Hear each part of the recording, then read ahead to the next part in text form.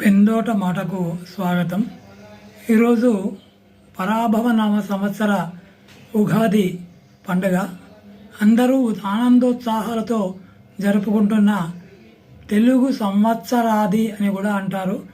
60 సంవత్సరాల చక్రంలో ఇది పరాభవనామ సంవత్సరము మనకు వచ్చింది. పరాభవనామని అనుకోకుండా ఈ పరాభవమే రేపటి గెలుపుకు నాంది అని అందరూ కూడా తమ తమ కార్య సాధనలో నిమగ్నులై ఎవరైనా ఉంటే వారికి తప్పకుండా విజయం లభిస్తుంది. మరి ఈరోజు ప్రశస్తి ఏంది? పచ్చడి తాగడం.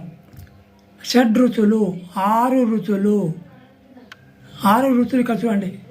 వేప చేదు, ఉప్పు, మామిడికాయ, మిరియాల పొడి, చింతపండు, బెల్లం, ఇలా 6 రుచులను కలిపి ఈరోజు సేవించినట్టయితే ఆరోగ్యంగా ఉండగలుగుతాము.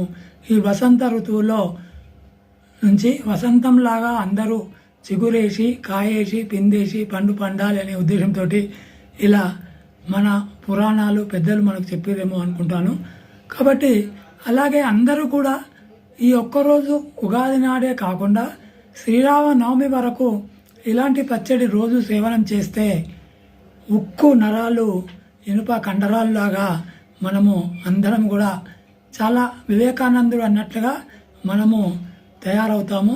కాబట్టి పచ్చడిని చేదు అనకుండా, పులుపు అనకుండా, వగరు అనకుండా, తీపి అనకుండా అన్ని రకాలు షడ్రుచుల సమ్మేళనము మానవ జీవన పయనము.